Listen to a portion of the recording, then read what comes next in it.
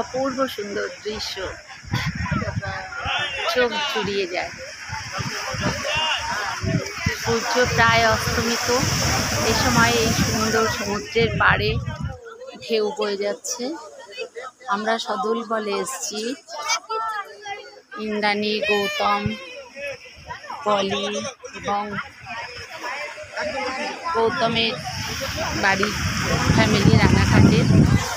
ভীষণ ভালো লাগছে, আর জোর করে আমাকে নিয়ে এসছে।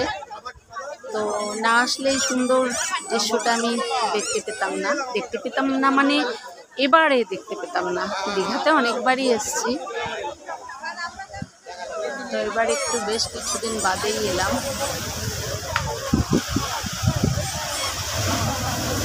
সমুদ্র সৈকতে দাঁড়িয়ে অনেক কিছুই মনে পড়ে। অনেক গান, অনেক কবিতা, অনেক কিছু, অনেক পুরনো কথা। ছোটবেলায়ও আসতাম।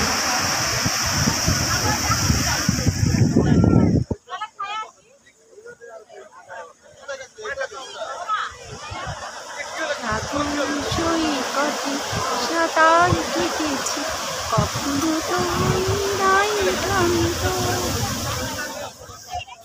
ভীষণ ভীষণ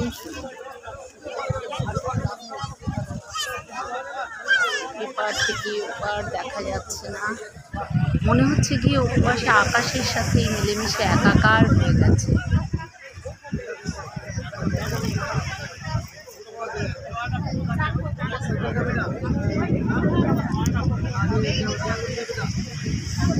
পাথরগুলো দেওয়া হচ্ছে ঠিকই, কিন্তু এই পাথর থেকে ওঠানামা করা খুব কঠিন।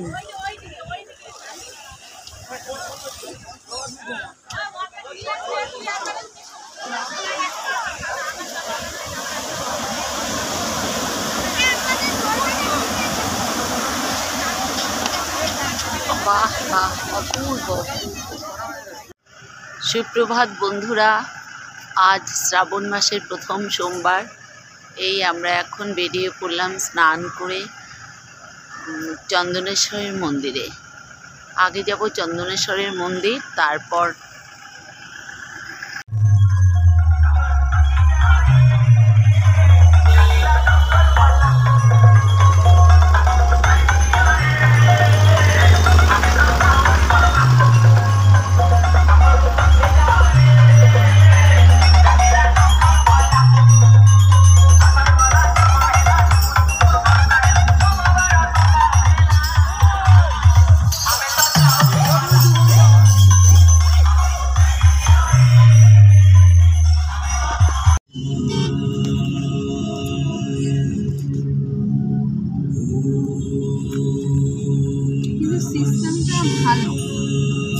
আমাদের সবার পুজো দেওয়া হয়ে গেছে। এখন আমরা বেরিয়ে পড়ছি, আবার হোটেলে যাচ্ছি সবাই। যে লাইন,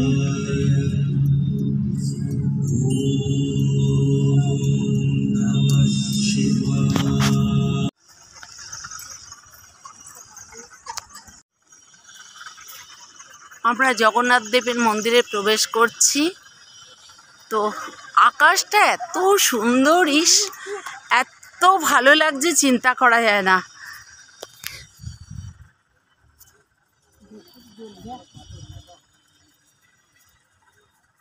এটা খড়ের ছাউনি দিয়ে একটু মন্দিরের চালা করা হচ্ছে।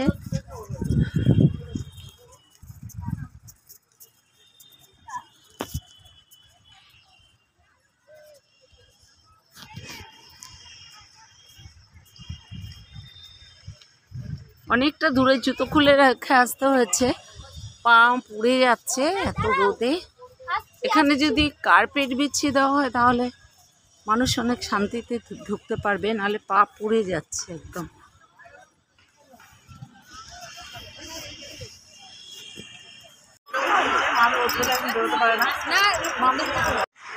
এখানে পদ্মসায়র করেছে, পদ্মসায়রটা বেশ দেখতে ভালোই লাগছে। ফুল এখনো ফোটেনি, ফুল ফুটলে এর সৌন্দর্য আরো বৃদ্ধি পাবে। একটা ফুল ফুটেছে, আর দু একটা কুড়ি দেখা যাচ্ছে। খুব খুব ভালো লাগছে। মন্দিরের প্রবেশদ্বারে দুদিকেই পদ্মসায়র করেছে।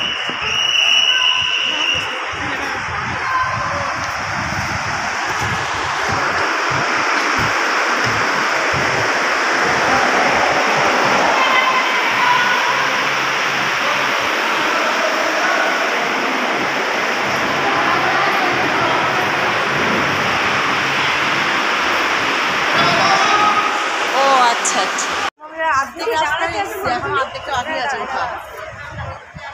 আমরা প্রবেশদ্বারে এসে গেছি। একটু বাকি আছে, অর্ধেকটা এসছি, আরো আছে। মানে এরকম তোরণ আরো কয়েকটা রয়েছে। হ্যাঁ, আমাদের জামাই নির্দেশিকা দিচ্ছে, নির্দেশিকা দিয়ে আমাদের নিয়ে যাচ্ছে। ওই এই যে আমাদের ইহুদি মহিলা এসছেন, আর আমাদের গিনি রানী। চলুন, কারুকার্য করেছে পুরীর মন্দিরের মতো, ভালোই লাগছে বেশ দেখতে। যাকে আমাদের জামাইয়ের জন্য তবু আমরা, মানে এই যে আমাদের জামাইয়ের জন্য তবু এই তীর্থ দর্শন হলো। আপনার ভাগ্যে ছিল জগন্নাথ দর্শন। না, জামাই না নিয়ে আসলে তো আসতে পারতাম না। তাই জগন্নাথ না চাইলে কখনো হবে, সে জামাই হোক আর মেয়েই হোক। আপনি তো আসবেন না বলছিলেন। সব জগন্নাথের কৃপা, আর কিছুই না।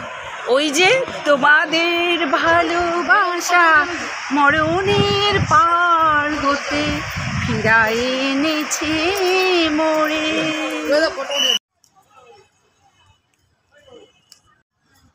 একের পর এক তরুণ পেরিয়ে আমরা এসছি। এরকম মন্দিরের গম্বুজ করা রয়েছে সব, সেগুলো পেরিয়ে আমরা আসছি। বিশাল বিশাল গম্বুজ করা হয়েছে। এখনো মন্দিরে প্রবেশ করিনি, আমরা এবার মন্দিরে প্রবেশ করব।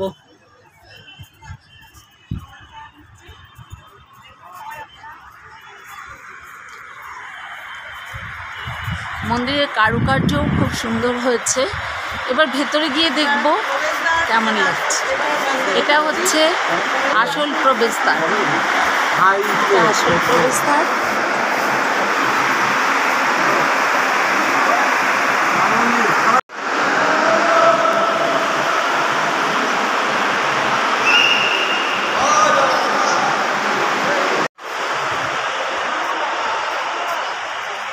মেঘটা কি অপূর্ব লাগছে, একেবারে পেঁজা তুলার মতো সাজানো থরে থরে। আর মনে হচ্ছে বরফের পাহাড়, বরফ রয়েছে চূড়ায়। অদ্ভুত রকমের লাগছে, এত ভালো লাগছে মেঘ। আবার হয়তো কিছুক্ষণ বাদে বৃষ্টি আসবে, তার আগে এত সুন্দর সেজেছে, পেঁজা তুলার মতো লাগছে। মন্দিরও দেখছি এবং তার সাথে মেঘটাকে ভীষণ ভীষণ ভালো লাগছে। ক্যামেরা বন্দি করলাম তাই। জগন্নাথ দেবের মন্দির থেকে ঘুরে এসে এখন আমাদের ব্রেকফাস্ট চলছে। আমাদের 10:30টায় আসার কথা ছিল, কিন্তু আমরা বিফোর টাইমেই চলে এসেছি। এসে প্রথমে বাটার টোস্ট হলো, বাটার টোস্ট খাওয়া হয়ে গেল। এবার আমরা খাচ্ছি চানা বাটারা। চানা বাটারা গিনি কি খাচ্ছে, গিনিও চানা বাটারা খাচ্ছে। ভীষণ ভালো, খুব টেস্ট হয়েছে। এই হোটেলের রান্নাটাও খুব সুস্বাদু, তাই মানে খাওয়াটা তৃপ্তি করে খাওয়া যাচ্ছে। হ্যাঁ, গৌতম আমাকে একটু চাটনি দিও তো, ওটা ধরে দিতে। এই আবার চাটনিও রয়েছে সাথে। দেখি মাম্পু, দেখি এই মেয়েটা কালকে রাতে খায়নি, শরীরটা খারাপ ছিল। আমাদের আদরের নাতনি, ওর মন মতো খাবার, বাটার নান, আর কি ছিল জানো আমাদের, বিভিন্ন ডাল মাখানি, আলুর দম, নানা, হ্যাঁ না, তারপর স্যালাড, বিভিন্ন খাবার ছিল, কিন্তু মেয়েটা খায়নি কিছুই। সারা রাত শরীরটা খারাপ ছিল, তো আমাদের মনটা খারাপ লাগছিলো। যাই হোক, এখন আমরা সবাই মিলে ব্রেকফাস্ট করছি। চলুন এরপর বাড়ি ফেরার।